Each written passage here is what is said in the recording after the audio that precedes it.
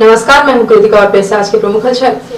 पूर्व नेता प्रतिपक्ष अजय सिंह ने एक विज्ञप्ति जारी करके सिंगरौली के जालपानी की गौड़ वृहद सिंचाई परियोजना का निर्माण शुरू होने के बाद निर्माण स्थल चमारी डोल बदले जाने पर अपनी कड़ी आपत्ति दर्ज की है। उन्होंने मुख्यमंत्री शिवराज सिंह से पूछा है कि अचानक बांध स्थल को बदलने की कौन सी मजबूरी आ पड़ी, किसके इशारे पर कौन से खास व्यक्ति को लाभ पहुंचाने के लिए हजारों आदिवासियों के साथ छल धोखा और अन्याय किया जा रहा है। क्षेत्र के आदिवासी सोनगढ़ में बांध का स्थल न बदलने के लिए पिछले 23 फरवरी से लगातार आंदोलन कर रहे हैं।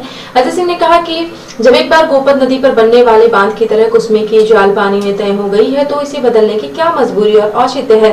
वैसे भी यहाँ बांध निर्माण की सभी औपचारिकताएं पूरी हो चुकी हैं। ठेकेदार को 300 करोड़ एडवांस भी दिया जा चुका है। इसमें से 200 करोड़ खर्च भी हो चुके हैं। जंगल की कटाई पर लकड़ी वन विभाग को सौंप दी गई है। वन और पर्यावरण की स्वीकृति भी अंतिम चरण में है। फिर निर्माण स्थल बदलकर अचानक चमारी डोल क्यों कर दिया गया है। श्री सिंह ने कहा कि नई प्रस्तावित जगह पर आदिवासी ब्लॉक उसमें के 6 ग्राम पंचायत के 33 आदिवासी गांव डूब में आएंगे। हजारों आदिवासी परिवार विस्थापित होंगे। बांध की लंबाई और लागत दोगुनी हो जाएगी। डूब के गांवों की पंचायतों से सहमति भी नहीं ली गई है। यहाँ के आदिवासियों की मांग है कि चमारी डोल की जगह पूर्व में प्रस्तावित जालपानी में ही बांध बनाया जाए। इस मांग को लेकर आदिवासी आंदोलन कर रहे हैं। उनका आरोप है कि ठेकेदार को लाभ पहुंचाने की गरज से बांध स्थल बदला जा रहा है।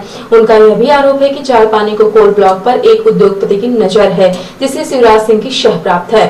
अजय सिंह ने कहा कि पूर्व प्रस्तावित बांध स्थल से संजय टाइगर रिजर्व 10 किलोमीटर दूर है। यहाँ वन और कृषि भूमि प्रभावित नहीं होंगी। निर्माण कार्य भी प्रारंभ हो गया था, जिसे रोक दिया गया। उन्होंने कहा कि चमारी डोल के लिए ही प्रशासनिक और वित्तीय स्वीकृति मिली थी। इसीलिए मेरा शिवराज सिंह से व्यक्तिगत आग्रह है कि तय बांध स्थल कतई न बदला जाए।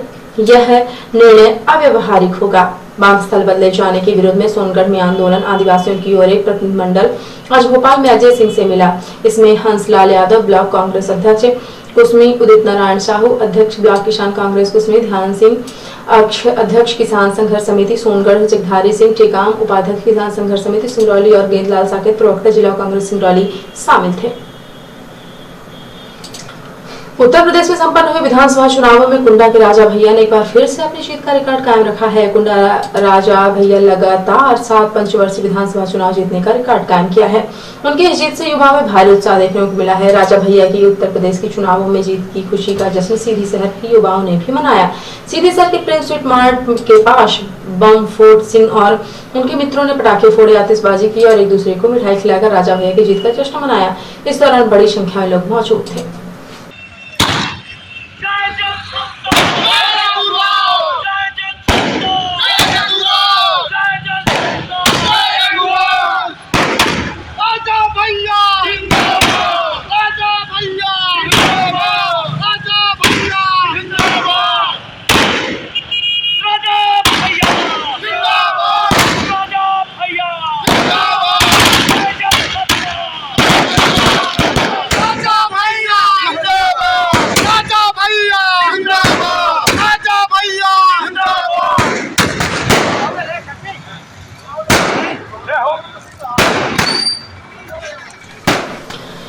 मार्च को मध्य प्रदेश शिक्षक संघ जिला सीधी द्वारा विराट धरना प्रदर्शन किया गया और अपनी 5 सूत्री मांगों के समर्थन में शहर में रैली निकालते हुए जिला कलेक्ट्रेट पहुंचकर अपनी मांगों के समर्थन में जमकर नारेबाजी की गई। मध्य प्रदेश शिक्षक संघ की मांगों में वेतन ग्रेड अनुरूप परिणाम, पुरानी पेंशन योजना का लाभ देने, केंद्र रूप वेतनमान एवं गृह भाड़ा भत्ता देने, गुरुजियों की प्रथम नियुक्ति से वरिष्ठता देने, नवीन शिक्षक संवर्ग को उनके प्रथम नियुक्ति तिथि से रोकेगी, कमेटी की बहाली करने की मांग शामिल है। धरना प्रदर्शन के बाद मध्य प्रदेश शिक्षक संघ ने जिला कलेक्ट्रेट पहुंचकर अधिकारियों को अपनी मांगों का ज्ञापन सौंपा और अपना धरना प्रदर्शन समाप्त कर दिया। विगत दिनों संपन्न हुए 5 राज्यों के विधानसभा चुनावों के परिणाम के नतीजे सामने आने के बाद पंजाब में जनता ने आम आदमी पार्टी की ऐतिहासिक रूप से सरकार बना दी। पंजाब में आम आदमी पार्टी को मिली सफलता से पूरे देश भर में आम आदमी पार्टी के कार्यकर्ताओं में खासा जोश और उत्साह देखने को मिला है। 11 मार्च को आम आदमी पार्टी जिला इकाई सीधी द्वारा सीधी शहर में विजय जुलूस निकाला गया। विजय जुलूस के दौरान आम आदमी पार्टी के कार्यकर्ताओं और पदाधिकारी डीजे की धुन पर नाचते और झूमते नजर आए। आम आदमी पार्टी का विजय जुलूस सीधी शहर के नई गल्ला मंडी से शुरू होकर सीधी शहर के सभी प्रमुख मार्गों से होकर गुजरा।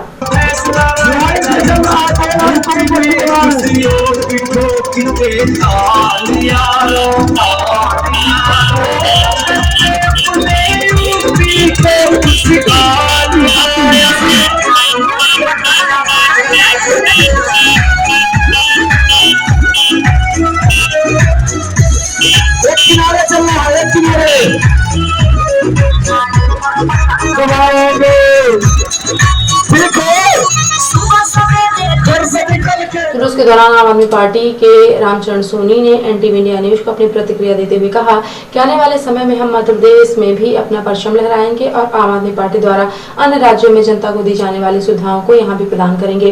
रामचरण सोनी ने कहा कि यदि मध्य प्रदेश में हमारी सरकार बनती है तो यहाँ भी जनता को 300 यूनिट बिजली फ्री में दी जाएगी।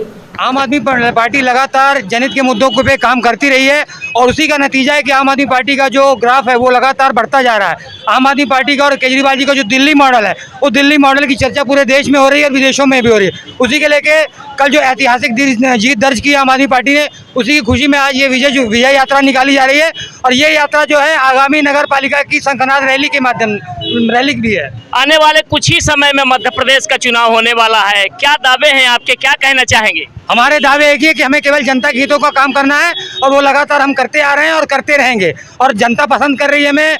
29 राज्यों की जनता केवल इंतजार में कब आम आदमी आए और हमारे आके हमारा उद्धार करे। पंजाब में आपने फ्री बिजली देने की बात कही है, 300 यूनिट, उत्तराखंड में भी कही थी। मध्य प्रदेश के लिए क्या विजन है आपका? हमारा विजन वही है कि अगर जहां भी हमारी सरकार आएगी, हमने पहले भी ऐलान कर दिया कि आगामी नगरीय निकाय चुनाव भी हैं मध्य प्रदेश में, तो मध्य प्रदेश में हमारी आम आदमी पार्टी हाउस टैक्स माफ कर देगी और कमर्शियल टैक्स माफ कर देगी। हमने ऐलान कर दिया है और नगरीय निकाय चुनावों में भी अहम भूमिका निभाएगी आम आदमी पार्टी। बिजली भी आम आदमी पार्टी सरकार बनने में मध्य प्रदेश में 300 यूनिट फ्री देगी। विगत दिनों स्वास्थ्य विभाग के एड्स नियंत्रण कार्यक्रम के अंतर्गत भर्ती प्रक्रिया के लिए इंटरव्यू प्रक्रिया संपन्न कराई गई थी। उक्त प्रक्रिया को लेकर अब इंटरव्यू में शामिल उम्मीदवारों द्वारा इंटरव्यू प्रक्रिया पर ही सवाल खड़े किए जा रहे हैं। स्वास्थ्य विभाग के एक नियंत्रण कार्यक्रम की भर्ती प्रक्रिया में इंटर देने वाली राधा पांडे ने एनटीवी इंडिया न्यूज को अपनी समस्या और भर्ती इंटरव्यू में की जा रही अनियमितताओं की जानकारी दी और कहा कि उक्त भर्ती इंटरव्यू प्रक्रिया के दौरान कई अनियमितताएं की गई हैं, जिसकी उन्होंने रीवा संभाग के कमिश्नर और जिले के कलेक्टर से भी शिकायत की है, लेकिन अब तक कोई नतीजा सामने नहीं आया है। आगे श्रीमती राधा पांडे ने कहा कि वह चाहती हैं कि इस इंटरव्यू प्रक्रिया को निरस्त कर नए सिरे से पारदर्शी तरीके से संपन्न कराया जाए, जिससे पात्र उम्मीदवारों को शासन की इस भर्ती प्रक्रिया का लाभ मिल सके। ये बताइए, स्वास्थ्य विभाग की जो एक भर्ती होनी थी जिसके लिए आपने अप्लाई किया था, उसमें क्या अनियमितता सामने आई है, क्या समस्या हो रही है आपको?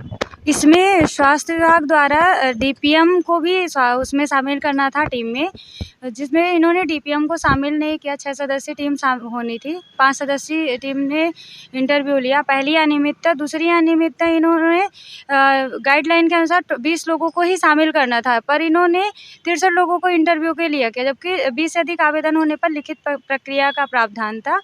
और इनकी तीसरी और सबसे बड़ी जो वो है, इन्होंने किसी को लेटर जारी नहीं किया। जो इंटरव्यू वगैरह साक्षात्कार होना होता है उसमें अभ्यर्थी को लेटर जारी होता है, लेकिन उन्होंने पब्लिकली प्रेस के माध्यम से तो ये सूचना दी होगी। नहीं, ना पब्लिकली प्रेस के माध्यम से, कुछ चहेतों का करना था उनका, तो उन्होंने कॉलिंग करवाया था कुछ लोगों को। इंटरव्यू में कुछ ही लोगों को कॉलिंग के माध्यम से बुलाया गया था, जबकि गाइडलाइन में है कि इनको लेटर जारी करना होता है, ऑफिशियल लेटर जारी होता है अभ्यर्थी को, उसके पते पे जाता है, उसमें लिखा होता है कि आपका नाम ये है, आपके पिता का नाम है, आप इस गांव के हैं, फला जगह पे आपकी इंटरव्यू या परीक्षा होनी है। आपने इस अनियमितता की शिकायत कहाँ की है? मैंने इसकी शिकायत जो है तो कमिश्नर ऑफिस रीवा में भी की है, जहां से कमिश्नर सर ने लिखा था सीधी कलेक्टर को। अब चूँकि सर से मिलना चाह रहे थे तो हमको मिलने नहीं दिया गया। अब हमारे साथ यही विडम्बना है। अब हमारा पड़ा। कितने उम्मीदवारों के साथ ऐसा हो रहा? 63 उम्मीदवार थे, 63 में कुछ को इन्होंने बुलाया था। अभी कोई भर्ती प्रक्रिया पूरी की है क्या? अभी तो कोई लिस्ट जारी नहीं हुई है, पर मेरा अनुरोध है माननीय कलेक्टर महोदय से कि इस जो भर्ती प्रक्रिया को है, इंटरव्यू साक्षात जो भी लिया गया है, इसको निरस्त करके नए सिरे से इंटरव्यू या लिखित परीक्षा ली जाए। क्या नाम है आपका? मेरा नाम राधा पांडे है। आप भी उम्मीदवार थी? जी, मैं भी उम्मीदवार थी। मेरा जो नंबर था 18 नंबर था। सीधी शहर से लेकर ग्राम पड़ेनिया में 6 मार्च से 12 मार्च तक श्रीमद् भागवत कथा का आयोजन रविराज सिंह परिहार एवं परिहार परिवार पड़ेनिया द्वारा किया जा रहा है, जिससे परम पूज्य नागादित्य जी महाराज पुनासा प्रयागराज उत्तर प्रदेश अपनी मधुर वाणी से श्रीमद् भागवत कथा कर रहे हैं। कथा का श्रवण करने भक्त बड़ी संख्या में मौजूद रहते हैं। 11 मार्च को कथा में कृष्ण रुक्मिणी विवाह का प्रसंग सुनाया गया। कथा के दौरान पड़ेनिया में श्री कृष्ण की बारात निकाली गई, जिसमें पूरा गांव बाराती और खैराती बनकर कथा को साकार रूप दे रहे थे। काले काले बाल तेरे गोरे गाल रे, काले काले बाल तेरे गोरे गाल।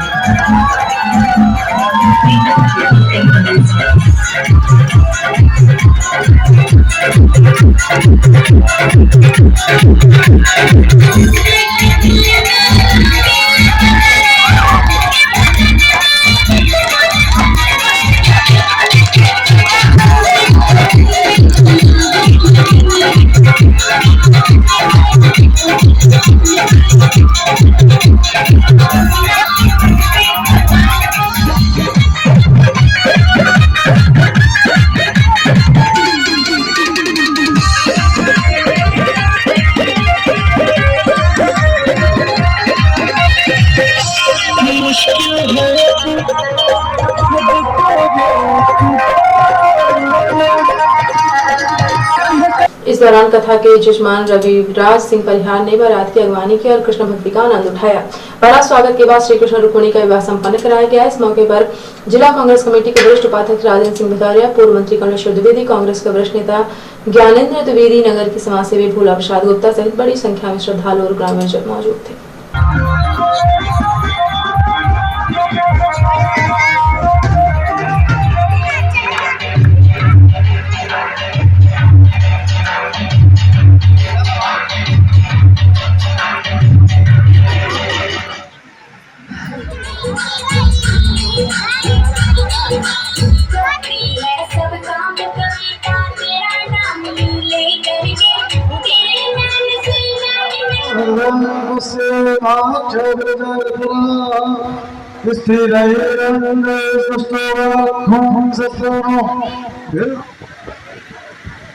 सीधे हाथ से पकड़ो, सीधे उल्टा हाथ दुश्मनी वाला होता है।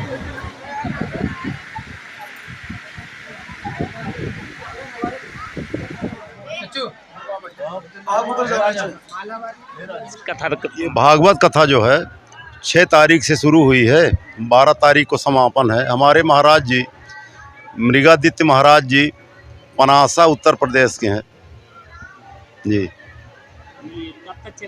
ये कल समापन है 12 तारीख को। कौन कौन से महत्वपूर्ण प्रसंग सुनाए जा रहे हैं? अरे यहाँ तो प्रसंग बहुत अच्छे सुनाए जा रहे हैं, क्या बताएं आपसे। पिछले वर्षों के भांति इस वर्ष भी सीरीसर के पूजा पार्क में संगीत में श्रीमद् भागवत कथा का आयोजन 11 मार्च से 17 मार्च 2022 तक किया जा रहा है। पूजा पार्क में कथा व्यास पंडित वाला वेंकटेश महाराज जी द्वारा संगीत में श्रीमद् भागवत कथा सुनाई जाएगी। कथा प्रतिदिन दोपहर 2 बजे से शाम 6 बजे तक सुनाई जाएगी। 11 मार्च को कथा का शुभारंभ सीधी शहर के फूलवती माता मंदिर के पास कलश यात्रा निकालकर की गई। कलश यात्रा शहर के प्रमुख मार्गों से होती हुई पूजा पार्क पहुंची। इसके बाद संगीत में श्रीमद् भागवत कथा प्रारंभ हुई।